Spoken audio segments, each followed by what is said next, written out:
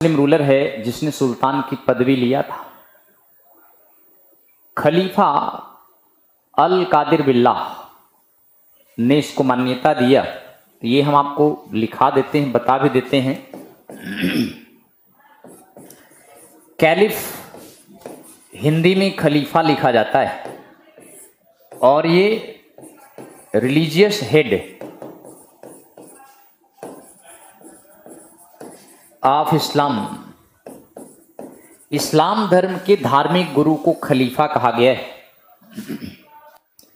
और इस समय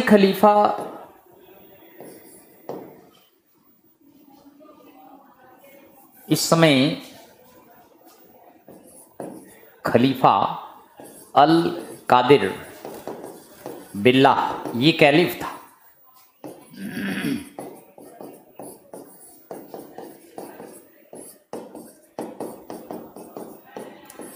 अल कादिर बिल्लाह ये खलीफा था इस समय। इसने मोहम्मद गजनवी को या महमूद गजनी को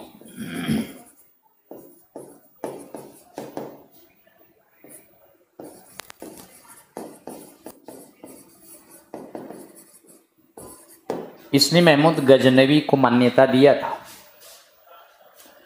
अल कादिर बिल्लाह नामक खलीफा ने महमूद गजनवी को मान्यता दिया, रिकॉग्नाइज किया। इस वजह से मोहम्मद गजनवी ने सुल्तान की पदवी लिया।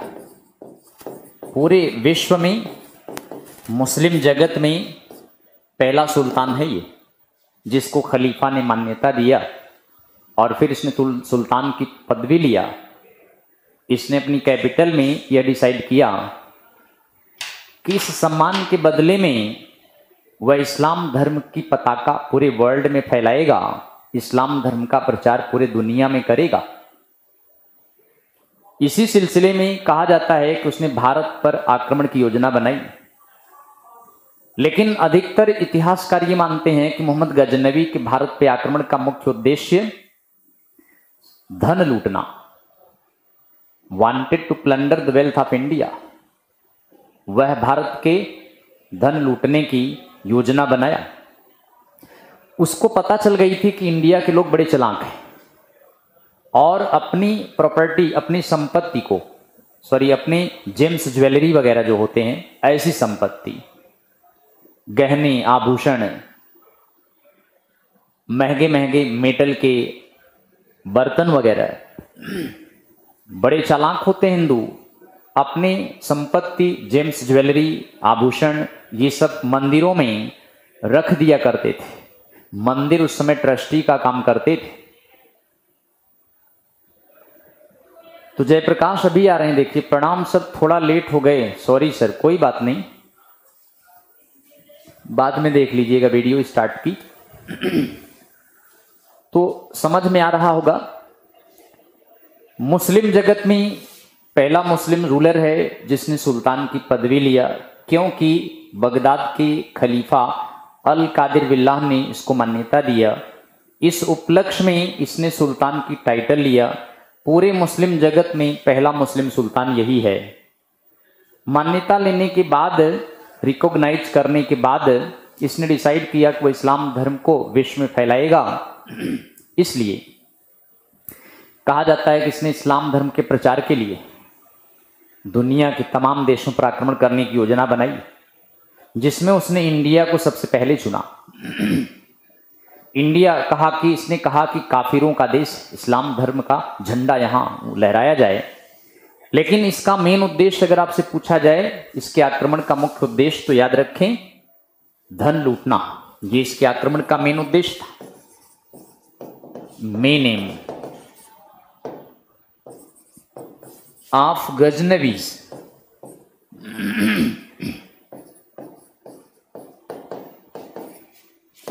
Invasions on India. भारत पर गजनवी के आक्रमण का मुख्य उद्देश्य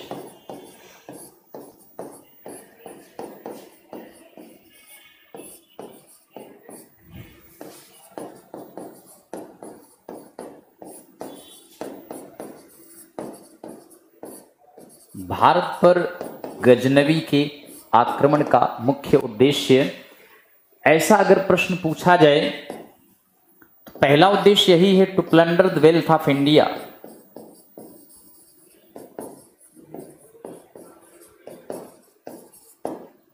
ये इसका पहला उद्देश्य है, धन लूटना, भारत में धन लूटना।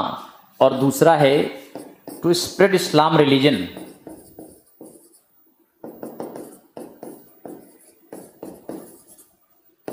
भारत पर इस्लाम धर्म को फैलाना। Neelam Khan good morning. तो इस तरह से ये ज्यादा इंपॉर्टेंट है, धन लूटने के उद्देश्य से भारत पर आक्रमण करने की योजना बनाई। जैसा कि मैंने आपको भी बताया, किसको पता था कि इंडियन बड़े चालाक हैं, हिंदू बड़े चालाक हैं, अपने जेम्स ज्वेलरी ऑर्नामेंट्स यानी आभूषण मंदिरों में छुपा कर रखते थे, मंदिर ट्रस्टी का काम करते थे, क्योंकि डाकू भी मंदिरों की संपत्ति को नहीं टच करते थे, जबकि पब्लिक के ऊपर डाकू चोर डाकू हमले करके लूट लेते थे, जनता के घरों से आभूषण लूट लाते थे। इसलिए पब्लिक डर के मारा अपने आभूषण जेम्स ज्वेलरी मंदिरों में रखाते थे, मंदिर का पुजारी ट्रस्टी का काम करता था। तो इसने प्लानिंग किया कि इंडिया पर अटैक करेगा और इंडिया से लूटा हुआ धन से एक विशाल सेना तैयार करेगा और फिर सेंट्रल एशिया के तमाम देशों पर आक्रमण करके उनको अपने अंडर में कर लेगा। Thank you Neelam ji. Sir आप जैसे टीचर से कभी नहीं पढ़ा, you are best sir. Thank you Neelam. Jayprakash sir south Indian history के बारे में भी कुछ बतला दीजिएगा। कुछ हमने आपको बता ही दिए और कुछ बता देंगे आपको। इसमें आपको हमने विजयनगर बहमनी बता देंगे, मेन है विजयनगर बहमनी के बारे में। तो इस तरह से ये बातें बड़ी इंपॉर्टेंट हैं और हम आगे की तरफ बढ़ते हैं और आपको आगे के पॉइंट्स बताते हैं। तो योजना बनाई और इंडिया पर आक्रमण करने लगा और पहला आक्रमण भेरा पंजाब साइड पर हुआ था 1001 ईस्वी में, पहला आक्रमण इसका। तो आपको हमने अभी बताए थे 1001 से 1027 के बीच में गजनवी 17 बार इंडिया पर अटैक किया था।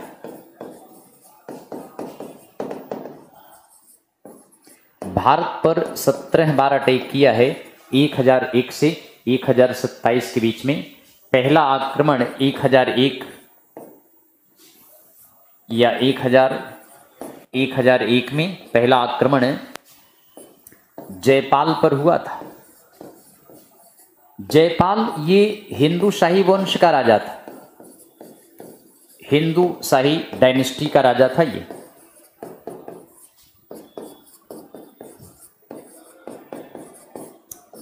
हिंदू शाही वंश का किंगडम काफी दूर तक फैला हुआ था।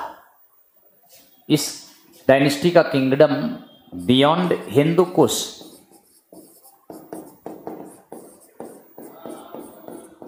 टू काबुल तक फैला था। हिंदू शाही डायनेस्टी का किंगडम हिंदू कुश पहाड़ के उस तरफ से काबुल तक फैला था और राजधानी वह हिंद थी।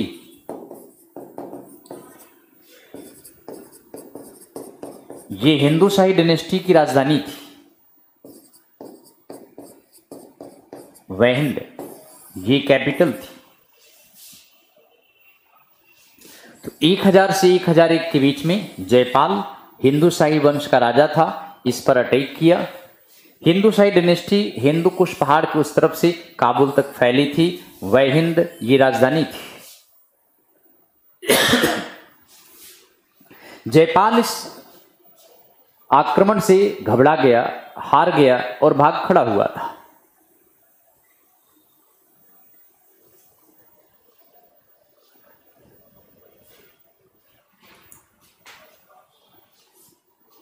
एक हजार एक में जयपाल, बाबर पहला मुस्लिम आक्रमणकारी नहीं था। भारत पर पहला मुस्लिम आक्रमणकारी अगर पूछा जाए तो मोहम्मद बिन कासिम लगाइए। मोहम्मद गजनवी दूसरा मुस्लिम आक्रमणकारी था, मोहम्मद गोरी तीसरा मुस्लिम आक्रमणकारी था। बाबर ने पहली बार भेड़ा नहीं है, भेरा पंजाब में बाजौर की लड़ाई लड़ा था। बिल्कुल सही है, भेरा पंजाब में बाजौर की लड़ाई लड़ा था। बाजौर एक स्थान का नाम है। बाजौर की लड़ाई में पंजाब के दौलत खान लोधी को हराया था, और जिसमें बाबर ने पहली बार आर्टिलरी का भी प्रयोग किया था। तो इस तरह बाबर का पहला आक्रमण पंजाब के भेरा के पास बाजौर की लड़ाई, बाजौर याद रखें, वो भी ठीक है, भेरा में बाजौर की लड़ाई में बाबर ने जीता था।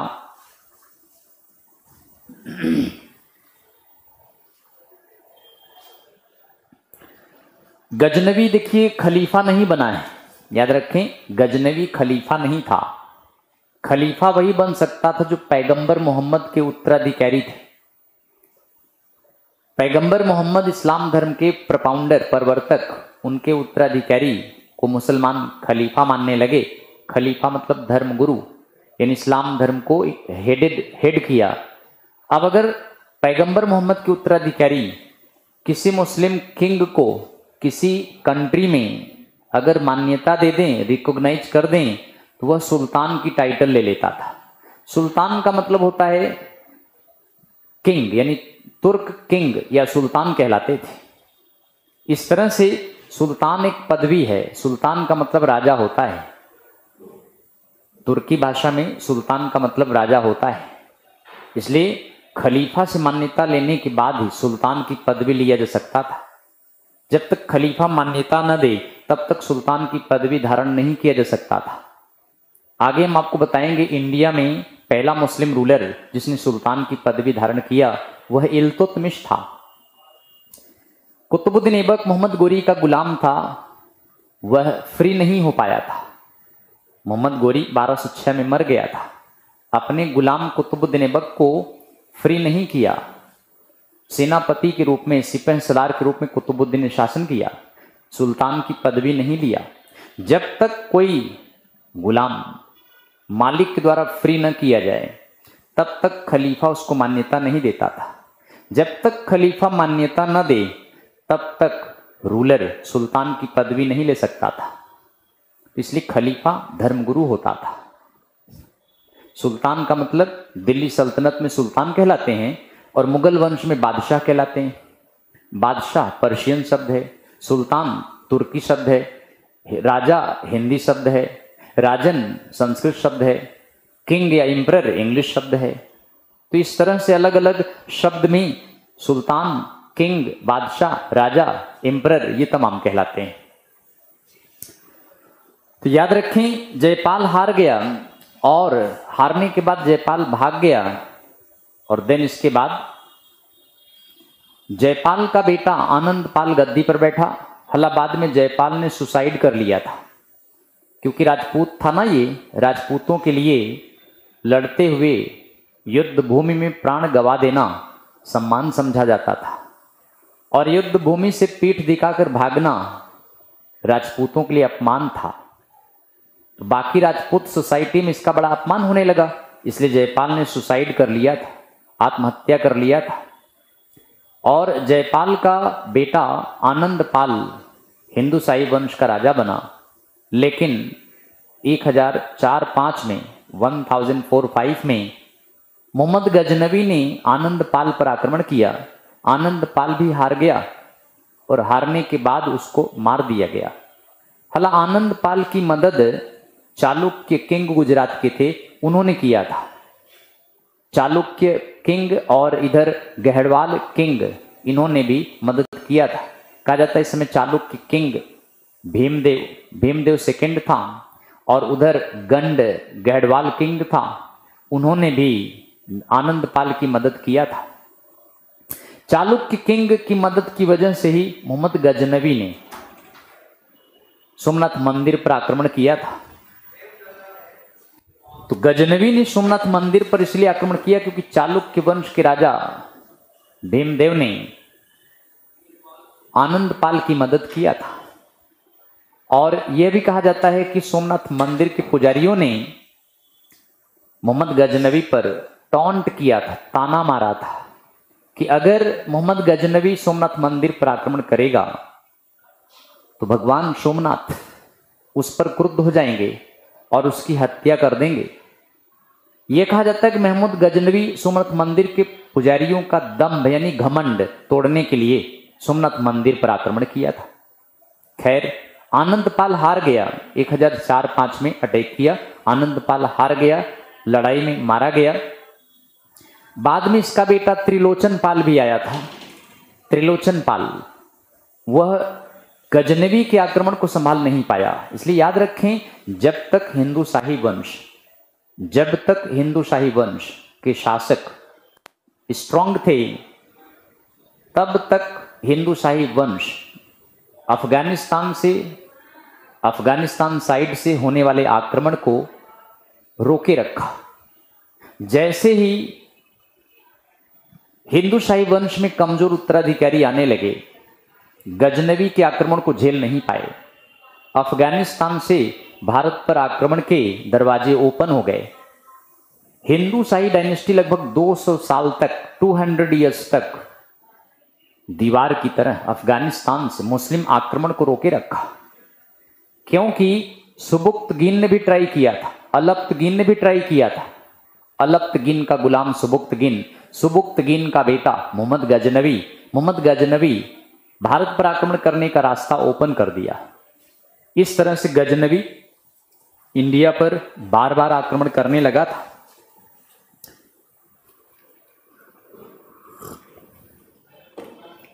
गजनवी के आक्रमण से इंडिया में राजपूत एक नहीं हो पाए बेटे। अगर राजपूत इकट्ठा हो जाते तो शायद मुस्लिम आक्रमणकारी इंडिया में सफल ना होते, लेकिन राजपूत एक नहीं हो पाए। और इस तरह से जब एक नहीं हो पाए तो भारत पर बार बार आक्रमण से गजनवी को फायदा हुआ। तो मोहम्मद गजनवी इस तरह आक्रमण करता रहा। उसके आक्रमण से राजपूत एक नहीं हो पाए। यही सबसे बड़ी कमी थी इंडिया में। चलिए इसको आगे हम बढ़ाते हैं। बीच में तमाम आक्रमण किया इसने। पंजाब पर अटैक किया, नगरकोट को घेर लिया, इसके बाद गुजरात साइड पर, इसके बाद सेंट्रल इंडिया में कश्मीर साइड पर आक्रमण किए। कश्मीर साइड पर भी आक्रमण किया था। लेकिन गजनवी का सबसे इंपॉर्टेंट आक्रमण आपने पढ़ा हो 1025-26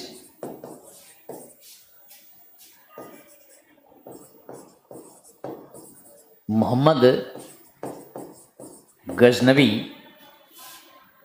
प्लंडर्ड सोमनाथ टेम्पल।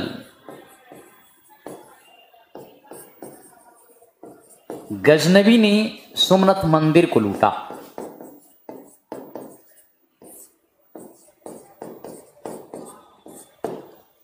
आप जानते हैं सोमनाथ मंदिर ये गुजरात में है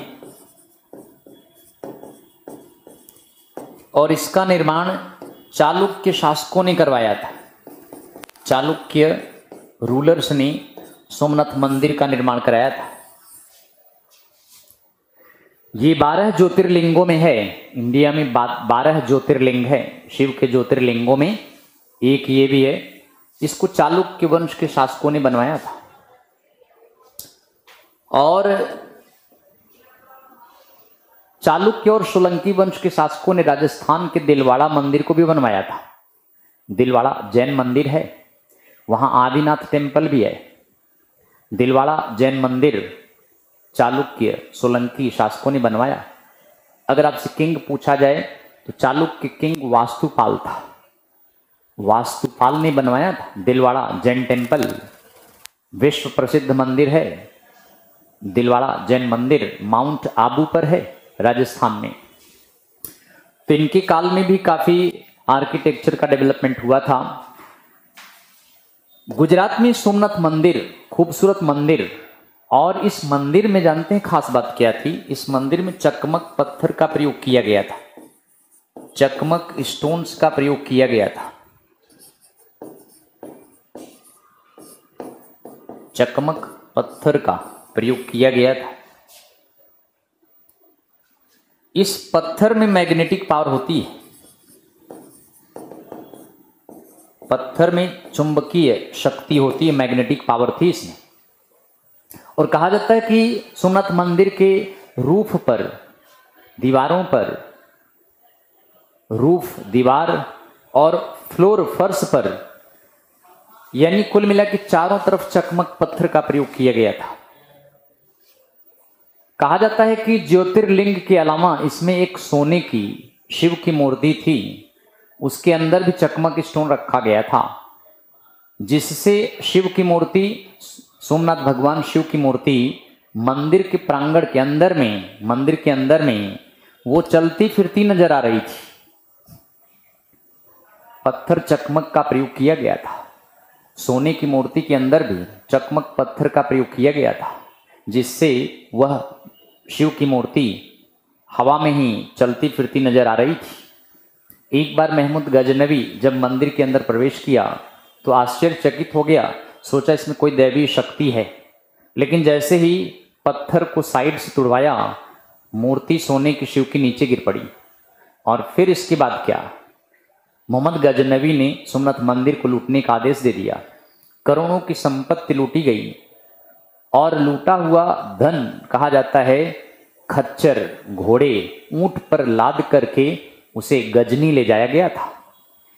यह भी कहा जाता है कि मंदिर के एक पुजारी को पकड़ लिया, कहा कि मुझे रास्ता, गजनी जाने का रास्ता दिखाओ। पंडित जी ने महमूद गजनवी को राजस्थान के रेगिस्तान में कई दिन भटकाते रह गए।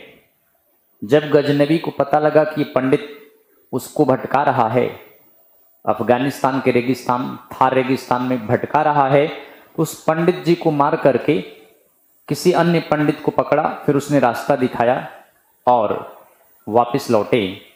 एक कहानी यह भी है कि जब गजनवी अफगानिस्तान की तरफ लौट रहा था तो उस साइड के जो जाट्स थे, जाटों ने गजनवी के रास्ते को घेर लिया और लूटा हुआ कुछ सामान छीन लिया। उसमें से कहा जाता है कि सोमनाथ मंदिर का जो सोने का गेट था वह छीन लिया और उस गेट को भरतपुर, आगरा के पास ले आए। कहा जाता है इस गेट को भरतपुर के किले में लगवाया था जाटों ने। जाट राजा सूरजमल, जिसको जाटों का अफलातून कहा गया है, सूरजमल भरतपुर का किला बनवाए। बाद में कहा गया कि ये उसी में लगाया गया है। जो भी है, थोड़ा सा ये कहानी टाइप का है।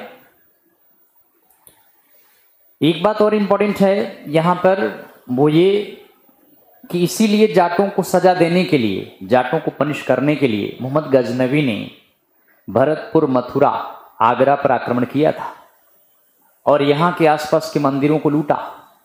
लेकिन फिर वही हुआ, जब लूट कर लौट रहा था, जाटों ने घेर लिया, लूटा हुआ धन छीन लिया। 1027 में मोहम्मद गजनवी को बुरी तरह से घायल करके इंडिया से भगाया और 1030 में इसी वजह से गजनवी का देहांत गजनी में हो गया। तो जाट का मारा नहीं बचता है, ऐसा भी कहा गया। जो भी है, साउथ इंडियन हिस्ट्री हमने आपको सारा बता दिए हैं। विजयनगर बहमनी किंगडम हम आपको तुगलक वंश के बारे में बताएंगे, तो उसमें बताएंगे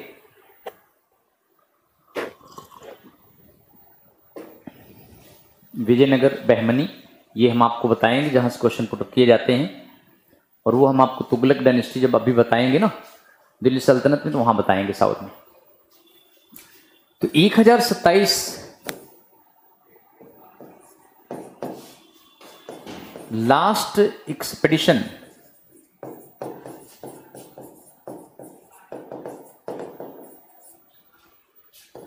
ऑफ महमूद गजनवी,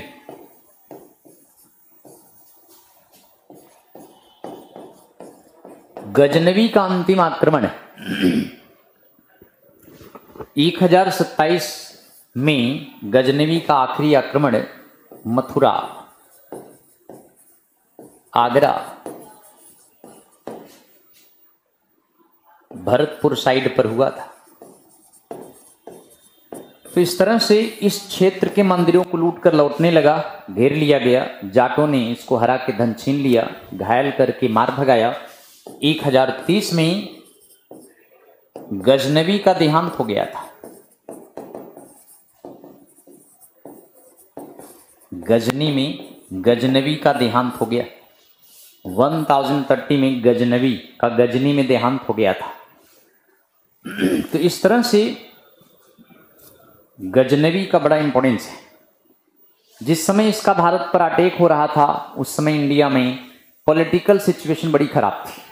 छोटे छोटे राजपूत किंगडम्स थे, वे राजपूत किंगडम्स आपस में लड़ते थे। कहीं पर चंदेल थे, जैसे बुंदेलखंड वाले एरिया में चंदेल किंग परमार्दी देव, और कहीं पर चौहान डायनेस्टी, जैसे चौहान डायनेस्टी अजमेर था, अजमेर में। दिल्ली में तोमर डायनेस्टी थी, और कन्नौज में गढ़वाल डायनेस्टी थी, गढ़वाल डायनेस्टी। गुजरात में चालुक्य डायनेस्टी थी, और इधर हिंदू कुश पहाड़ के उस तरफ काबुल तक हिंदू शाही डायनेस्टी फैली हुई थी। उत्तर भारत की पॉलिटिकल सिचुएशन बड़ी खराब थी। छोटे छोटे किंगडम्स आपस में लड़ते रहते थे। तो पॉलिटिकल कंडीशंस के बारे में तमाम बुक्स में लिखा गया है, लेकिन एक किताब है अल-बरूनी ने लिखा है। अल-बरूनी 11वीं शताब्दी में मोहम्मद गजनवी के आक्रमण के साथ भारत आया, और इस किताब में अल-बरूनी ने भारत की political, social, economic, religious conditions के बारे में जिक्र किया है। अगर अल-बरूनी इंडिया ना आता तो शायद इंडिया के बारे में पता न चल पाता। चूंकि इंडिया में जितने भी राजा थे अपने दरबारी कवि रखते थे, और वो राजा की तारीफ में कविता रच रच के सुनाता था, वाहवाही लेता था, इनाम भी लेता था। जैसे पृथ्वीराज चौहान के दरबार में चारण कवि चंदवरदाई अपने राजा की तारीफ में कविता रचते थे। पृथ्वीराज रासो इन्होंने लिखा है, जिसमें राजा की तारीफ में किया लिखा गया है। ऐसे चालुक्य किंग पुलकेशिन सेकंड के दरबार में रवि कीर्ति प्रसिद्ध कवि थे, अपने राजा की तारीफ में ये भी कविता रचते थे। तो चारण कवि, चारण टाइम पीरियड भी था, छायावाद काल का कवि जो आए राजा की तारीफ में, अपने राजाओं की तारीफ में कविता रच रच कर सुनाते रहते, वाहवाही लेते रहते, इनाम लेते रहते। पॉलिटिकल कंडीशंस के बारे अलावा इसके बाद इंडिया में जो रिलीजियस कंडीशन थी उसका भी अल-बरूनी ने अपनी किताब तहकीके हिंद में किया है। हालांकि अल-बरूनी इंडिया में जो आया वो अफगानिस्तान में गजनवी के आक्रमण के साथ आया, लेकिन उज्बेकिस्तान का रहने वाला था अल-बरूनी, उज्बेकिस्तान का था वो। अल-बरूनी ने धार्मिक कंडीशंस के बारे में भी दिया है कि यहाँ बड़ी क्रिटिकल सिचुएशन थी। यहाँ धर्म के आधार पर लोगों के साथ भेदभाव किया जाता था, निम्न कास्ट के लोगों पर अत्याचार किया जाता था। निम्न कास्ट के लोग शोषित वर्ग थे, अपर कास्ट के लोग उन पर डोमिनेटेड थे, तमाम तरह के अत्याचार करते थे, जिसका फायदा कहा गया कि मुस्लिम्स ने उठाया, इस्लाम धर्म के लोगों ने उठाया। ऐसे डाउन ट्रोडन क्लास के लोगों को, ऐसे निम्न वर्ग के लोगों को इस्लाम में कन्वर्ट करने लगे थे। और वैसे भी हिंदू सोसाइटी में कास्ट सिस्टम अपनी क्लाइमेक्स पर था। तमाम निम्न कास्ट के लोगों के साथ अत्याचार किया जाता था, दुर्व्यवहार किया जाता था, मारा पीटा जाता था, गुलाम के जैसा व्यवहार किया जाता था। और मैक्सिमम पॉपुलेशन लोअर क्लास की भी मैक्सिमम पॉपुलेशन थी। तो धार्मिक और सामाजिक स्थिति ठीक नहीं थी। सामाजिक स्थिति में पर्दा सिस्टम था। कहते हैं कि पर्दा सिस्टम इंडिया में इस्लाम के आने से हुआ है। इस्लाम धर्म से रक्षा के लिए या इस्लाम से अपनी महिलाओं की सुरक्षा के लिए घूंघट सिस्टम यानी पर्दा सिस्टम स्टार्ट हो गया।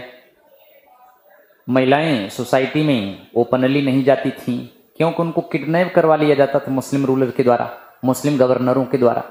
इस तरह से कहा जाता है ऐसा कि पर्दा सिस्टम इंडिया में इस्लाम के आने से ज़्यादा हो गया। था तो पहले भी, लेकिन इतना डोमिनेटेड नहीं था, कम था। लेकिन जब से इस्लाम आया, कहते हैं उसके बाद ये पर्दा सिस्टम और ज़्यादा हो गया। सोसाइटी में सती प्रथा भी चल रही थी। सती प्रथा का जिक्र हमने आपको बताया था, भानुगुप्त के अरण्य लेख में है। तो सोसाइटी में काफ़ी कॉम्प्लिकेशन था। विधवाओं के साथ भी अत्याचार किया जाता था। विधवाओं के साथ समाज में कोई सम्मान नहीं था। सोसाइटी में उनको रहने की परमिशन नहीं थी, सोसाइटी से बाहर रखा जाता था। तो इस तरह की तमाम बुराइयां थी। तो हमने आपको ये सारी बातें जो बताया, गजनवी और गोरी के आक्रमण के समय इंडिया में political, religious, economic conditions, society बहुत ही क्रिटिकल पोजीशन में थी। और जबकि आप देखते हैं इस्लाम धर्म में शिया या सुन्नी आपस में चाहे जो लड़ें, लेकिन दोनों धर्म मान्यता कुरान, हदीस और पैगंबर मोहम्मद खलीफाओं को मानते हैं। थोड़ा बहुत मतभेद है, इतना नहीं है जितना कि हिंदू सोसाइटी में कॉम्प्लिकेटेड था। तो अगर ये आक्रमणकारी मोहम्मद गजनवी ना आया होता, मोहम्मद गोरी ना आया होता, मोहम्मद गजनवी ना आया होता, तो इंडियन की सोसाइटी के बारे में, धर्म के बारे में, जाति प्रथा के बारे में, सती प्रथा के बारे में, पर्दा सिस्टम के बारे में, इन सब का पता न चलता। तो गजनवी के आक्रमण के समय 11वीं शताब्दी में अल बरूनी ये भारत आया।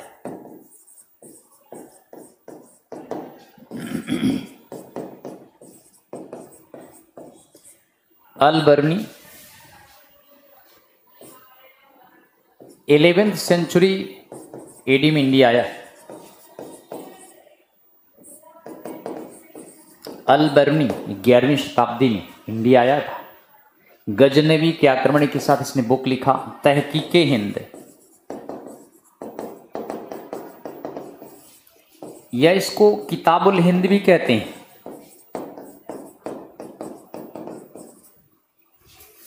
या इसको मिरर ऑफ 11वीं सेंचुरी इंडिया कहा गया है। 11वीं शताब्दी का भारत दर्पण भी कहा गया है। 11वीं शताब्दी का भारत दर्पण ये भी कहा गया है। तो बेहद इंपॉर्टेंट किताब है। और वैसे ये उज्बेकिस्तान का रहने वाला था। गजनवी के साथ ही इंडिया आया, उज्बेकिस्तान का रहने वाला था ये। तहकीके हिंद या किताबुल हिंद 11वीं शताब्दी का भारत दर्पण कहा गया है। एक बात और ध्यान रखें, इंडिया में चरक के द्वारा जो सर्जिकल इंस्ट्रूमेंट यूज किया गया है, उस सर्जिकल इंस्ट्रूमेंट का जिक्र तहकीके हिंद किताब में अल बरूनी ने किया है। तो बहुत सारी चीज़ें इंडिया के बारे में अल बरूनी ने बताया है। ना आता तो बड़ी प्रॉब्लम होती। हालांकि इसके दरबार में कुछ और थे, उत्तबी, ये इसके दरबार में हिस्टोरियन था, इतिहासकार। ये भारत नहीं आया, गजनवी के दरबार में उत्तबी जैसा इतिहासकार कवि रहता था। अच्छा, इसके अलावा एक और फेमस हिस्टोरियन हैं अल फिरदौसी। ये इंडिया आए नहीं थे अल फिरदौसी, ये भारत नहीं आए, लेकिन इनकी किताब है शाहनामा। ईरान के बारे में इन्होंने लिखा है शाहनामा, ईरान के ऊपर लिखी गई किताब है। ईरान के किंग्स के बारे में, या अफगानिस्तान, ईरान का पुराना नाम पर्शिया है, उसके बारे में है।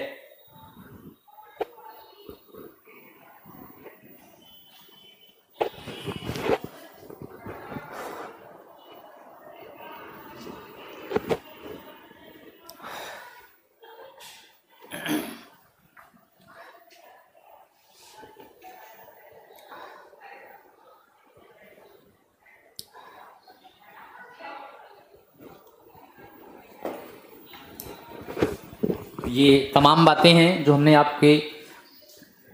आपको इसके बारे में बताया। गजनवी के आने से भारत का नुकसान भी हुआ है, भारत पर तमाम प्रभाव पड़े हैं।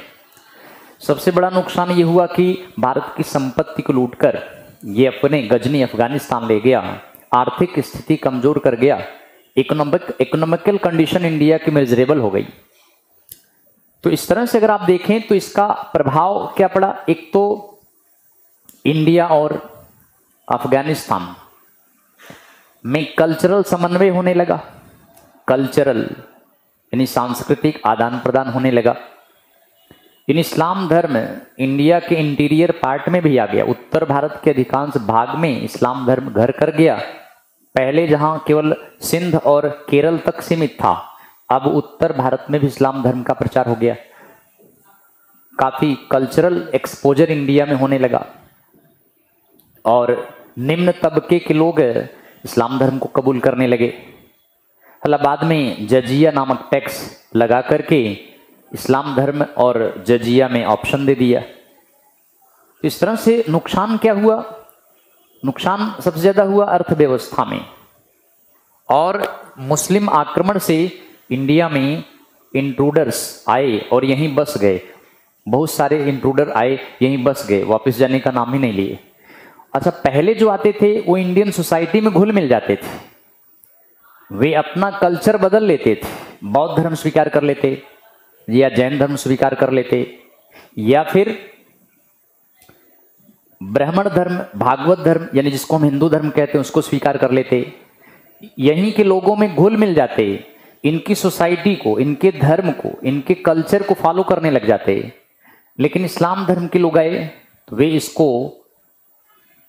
एक्सेप्ट नहीं किए, बल्कि अपने कल्चर, अपने धर्म, अपनी सोसाइटी को थोपा, अपने सिस्टम को थोपा। जैसे शरा, इस्लाम धर्म के कानून को कहा गया है, इस्लाम धर्म के शरा कानून को थोपा गया। शरा के हिसाब से क्या क्या करना चाहिए उसको लागू करना प्रारंभ किया। उलेमाज, धार्मिक लोग थे, उनको भी परमिशन दिया कि यहाँ इस्लाम धर्म का प्रचार करो। कुल मिला के इस्लाम धर्म के लोगों ने यहाँ के कल्चर, यहाँ की सोसाइटी को चेंज करने लगे, अपने कल्चर अपनी सोसाइटी में। यह भी नुकसान किए। वैसे अगर नुकसान नहीं किए, समन्वय भी किया, कुछ नुकसान भी हुआ, कुछ समन्वय भी हुआ।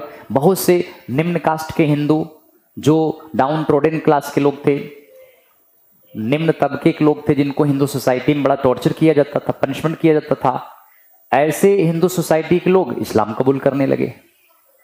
इस्लाम स्वीकार करने के बाद उनकी स्थिति अच्छी हो जाती थी, हालांकि वे कन्वर्टेड मुस्लिम कहलाते थे, लेकिन उनका सम्मान होता था, सेना में भर्ती किया जाता था, नौकरी दिया जाता था, अपने इक्वल स्टेटस दिया जाता था, जो कि हिंदू सोसाइटी में उनको मिलता ही नहीं था, सपने में नहीं सोच सकते थे। तो इस तरह से कुछ नुकसान भी हुआ, लेकिन निम्न क्लास के लोगों को बहुत फायदा भी हुआ।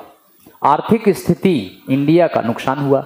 लेकिन जब मुस्लिम्स यहाँ आके बस गए, यहाँ पर शासन करने लगे, तो इसको अपना देश मान लिए। गजनवी नहीं माना, गजनवी गजनी से शासन किया। अपनी इच्छाओं की पूर्ति के लिए, धन लूटने के लिए वह इंडिया पर हमले करता, वापस गजनी चला जाता। उसकी महत्वाकांक्षा थी सेंट्रल एशिया को जीते। अब आप देखिए तीसरा मुस्लिम इन्वेडर जिसको हम आपको बताने वाले हैं, मोहम्मद गौरी।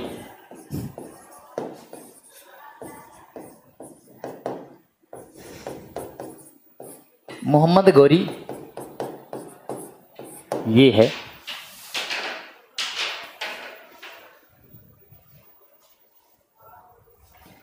हाला इसकी डायनेस्टी का नाम अगर आप देखें तो ये शंशवनी डायनेस्टी का था।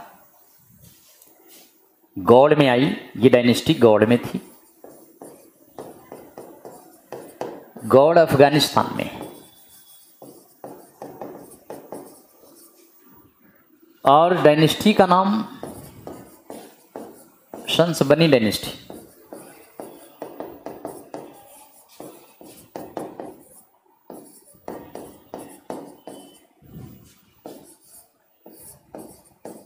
इस वंश का था। हालांकि इसका नाम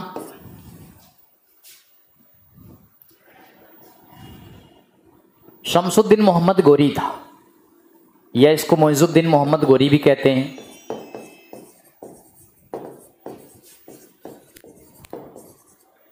मोइजुद्दीन मोहम्मद गौरी ये इसका पूरा नाम है। तो गौड़ में इसने शासन स्टार्ट किया, अपनी राजधानी गौड़ को बनाया, इसकी कैपिटल गौड़ थी। और इसका इंडिया पर आक्रमण करने का उद्देश्य अगर पूछा जाए, मेन एम, तो मुख्य उद्देश्य to spread his empire over India.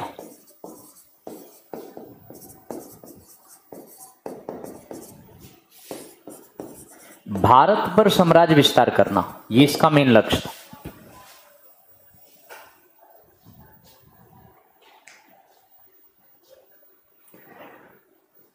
Rajan Kumar कह रहे हैं सर रिकॉर्डेड वीडियो की क्वालिटी कम करने का ऑप्शन दिलवाएं प्लीज। एक बार मैनेजमेंट से बात कर लो बेटा, हम पढ़ाते हैं हमें पता नहीं, एक बार वहां बात कर लो। मैनेजमेंट वाले टेक्निकल टीम को बोलेंगे, क्योंकि टेक्निकल टीम यहां नहीं बैठती, टेक्निकल टीम कहीं और बैठती है। मैनेजमेंट से आप बोलो फोन नंबर पर, और फिर मैनेजमेंट से रिक्वेस्ट करो कि ऐसे ऐसे करो, तो मैनेजमेंट वाले टेक्निकल टीम को कहेंगे, तो रिकॉर्डेड वीडियो की क्वालिटी कम हो सकती है, ये आपको करना पड़ेगा बात। तो इस तरह से मुख्य उद्देश्य इसका भारत पर साम्राज्य विस्तार था, गौड़ से इंडिया पर शासन चलाना, इंडिया को जीतकर अपने किंगडम में शामिल करना।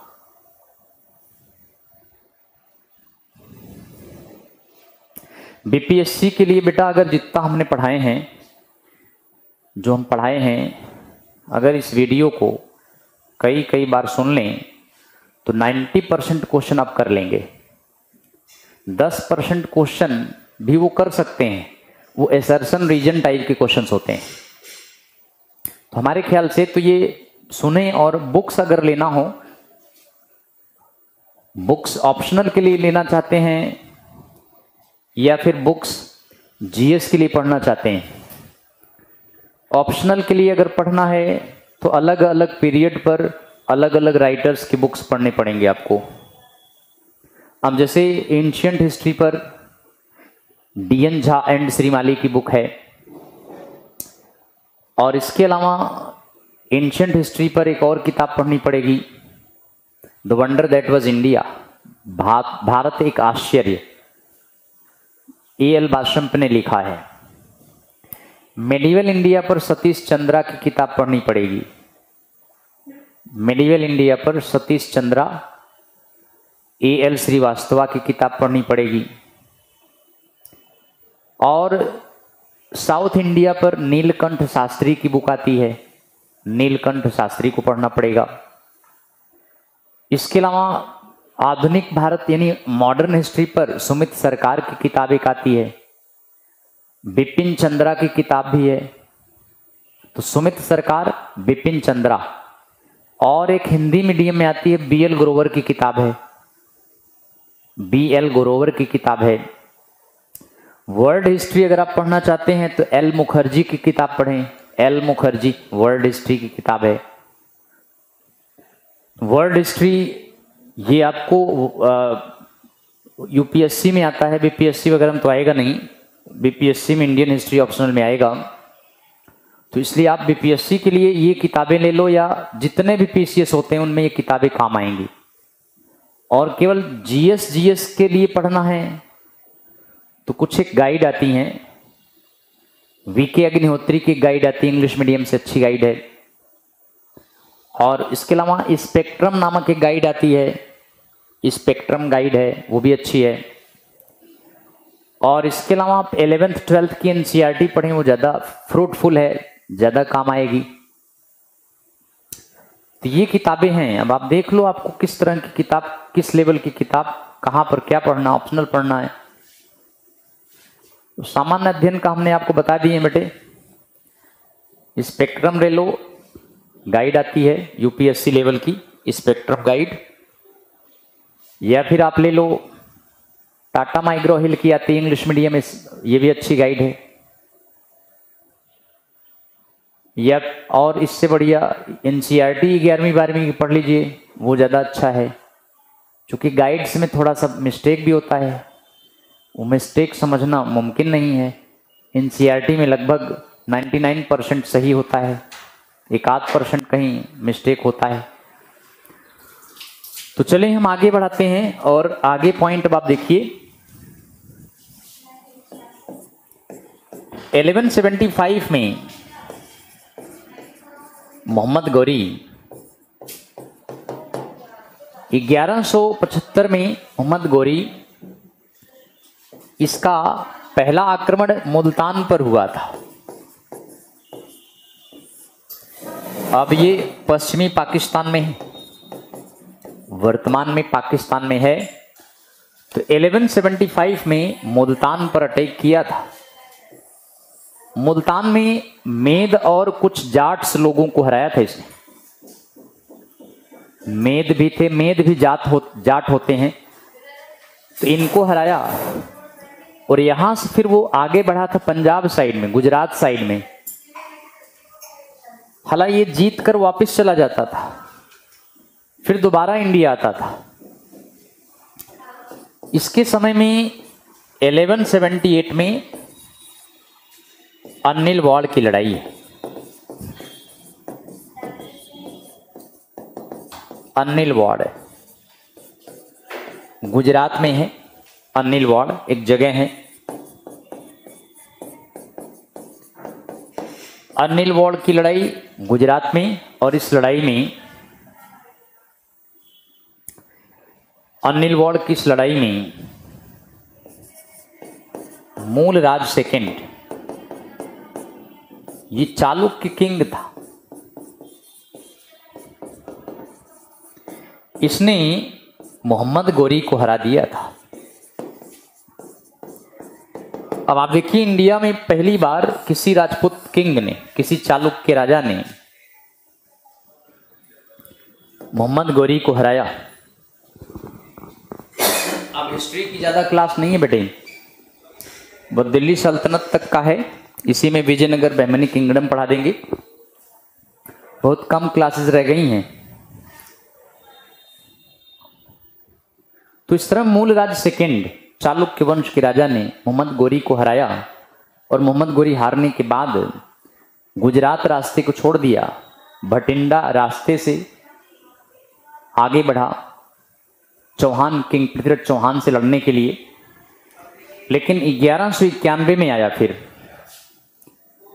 तो अन्निल वाड़ की लड़ाई में पहली बार मोहम्मद गोरी को किसी इंडियन किंग, राजपूत किंग ने हराया, और उस रास्ते को छोड़कर पंजाब भटिंडा के रास्ते हरियाणा के तराइन में आ डटा। 1191 में तराइन की पहली लड़ाई लड़ा, फर्स्ट बैटल ऑफ तराइन।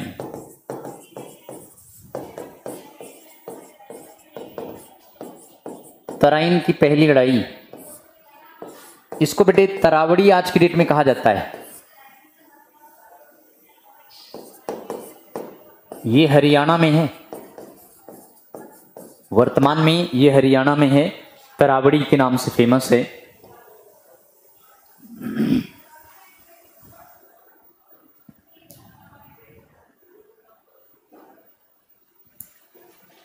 तो हरियाणा में तरावड़ी की लड़ाई, इस लड़ाई में पृथ्वीराज चौहान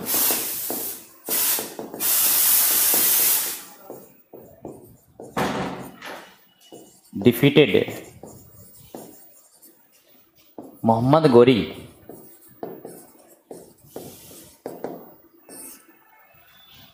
अब आप देखिए, इसको पृथ्वीराज थर्ड भी कहा गया है।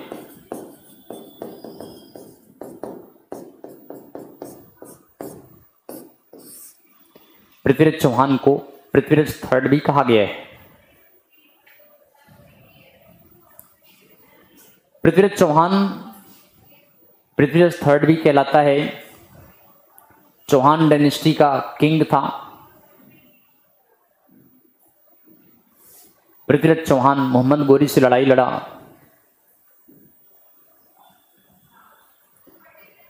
और पृथ्वीराज चौहान ने कई राजाओं से तालमेल भी किया था, जैसे दिल्ली के तोमरों से भी तालमेल किया, ओरछा के राजा से भी तालमेल किया था। पृथ्वीराज चौहान का चंदेल राजा से तालमेल नहीं था, और पृथ्वीराज चौहान का कन्नौज के राजा जयचंद से तालमेल नहीं था। पृथ्वीराज चौहान पृथ्वीराज थर्ड था। दिल्ली के गोविंदराज तोमर किंग थे। गोविंदराज तोमर किंग सबॉर्डिनेट था ये वैसे, क्योंकि पृथ्वीराज चौहान के नाना अनंगपाल थर्ड थे। अनंगपाल थर्ड ने दिल्ली पृथ्वीराज चौहान को दे दिया था। तो दिल्ली में तोमर वंश का ही गोविंदराज था, अपने अंडर में उसको अपॉइंट किया था, पृथ्वीराज चौहान अजमेर एरियाज में देखता था। हालांकि पृथ्वीराज चौहान ने दिल्ली में रायपिथौरागढ़, रायपिथौरा शहर इनकी स्थापना भी किया था। तो याद रखें, पृथ्वीराज चौहान या पृथ्वीराज थर्ड ने गौरी को हराया और इस हार के बाद पृथ्वीराज चौहान इस हार के पश्चात कन्नौज पर अटैक कर दिया था।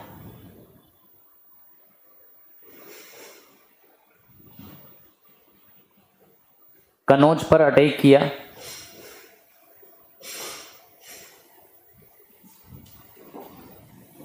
कन्नौज पर अटैक क्यों किया?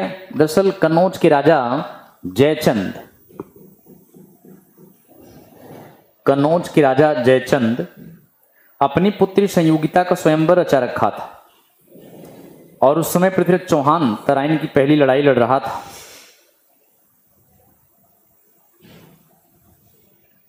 सोचा कि पृथ्वीराज चौहान ये लड़ाई लड़ रहा था,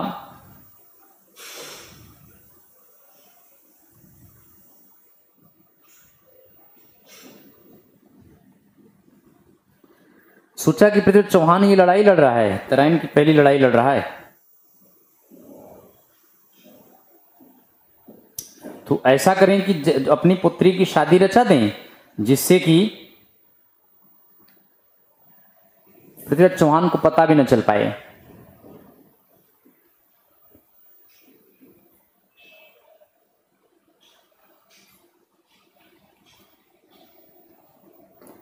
वसीम कुछ लिखे हैं भाई, ओरछा लिखे हुए हैं, ओरछा किंग। इसमें क्या लिखे हैं? राज रतन, वर्मन किंग तो अलग है, चोल चालुक्य डायनेस्टी अलग है। ओरछा राजा पृथ्वीराज चौहान नहीं था। वसीम ओरछा किंग, ओरछा बुंदेलखंड वाला एरिया है। बुंदेलखंड में चंदेल डायनेस्टी थी। बिल्कुल वसीम, झांसी ओरछा का ही हिस्सा था, बिल्कुल झांसी वाला एरिया ओरछा है। ओरछा यानी बुंदेलखंड वाला एरिया है, बांदा जिले में।